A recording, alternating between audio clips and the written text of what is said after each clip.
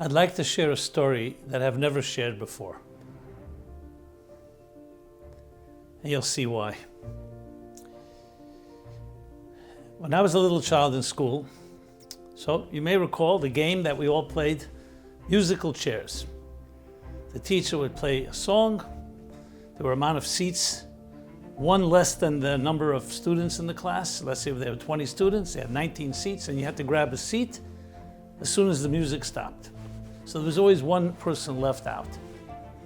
And the game continues until there's only one seat left, and then the person wins, whoever ends up in that seat. So I remember there was one kid in our class, well, I guess it was always that what they call nebach situation. You know, always that person who never comes in first. And he kept on losing, he kept on not being able to find a seat. He was always the first one out. I remember I just had this feeling of compassion. As little children, I said, you know what, I'm going to slow myself down and let him grab my seat. And that's what I did, without ever telling him or anyone. And that's it. A little story back in the second grade, maybe. Years later, this fellow, we went to school together, we graduated together, and then we went into high school. He got into trouble. He had a troubled life, a personal troubled life. His father had died at a young age. His mother struggled. He got involved first in gambling and then in drugs and then all kinds of stuff. One of the most refined, beautiful boys I've ever met. Years later, after school, probably 5-10 years later, I hadn't seen him in years, I met him in Manhattan. And I see that he's a ghost of who he once was. He was embarrassed even to look at me. We recognized each other because we were friends. And I said to him, let's talk. He didn't really want to speak. He was like full of shame, I could tell. He was just not. A while later, I get regards from someone who knew him. Says, you know that he mentioned your name. And he tells me this interesting story. He says that he ended up in rehab because he had overdosed. He was literally on his deathbed. And he already told the doctors, I'm not interested in living, I have no reason to live.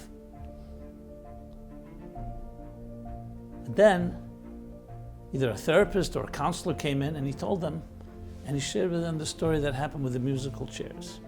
He says, one actor, the therapist asked him, anything that you remember that was a beautiful thing in your life? He says, yeah, there was once a guy in my class who let me have the chair, and he didn't think I knew, but I knew. And with that, he was able to find one glimmer of hope. I don't share the story because it's a story that happened with me, and it's not so comfortable, to be honest. But I was thinking about the power of small acts, which is the story of Chanukah. They found one small flask of oil. All the oil was defiled, was desecrated. One small flask. You think one little flask of oil, what can you do with one spark? With one drop? That didn't even have the ability to burn for any lengthy time. But as long as there's something is preserved, the spark is there, even if it's a burning house, but there's an ember that's still glowing. No, there's always hope. But above all, let us take the message for each one of us. You never know what your acts can do. You may think it's trivial, but one smile, one kind gesture, helping hand, sending someone a heartwarming or inspiring text, these things can change lives. The ripple effect, the butterfly effect.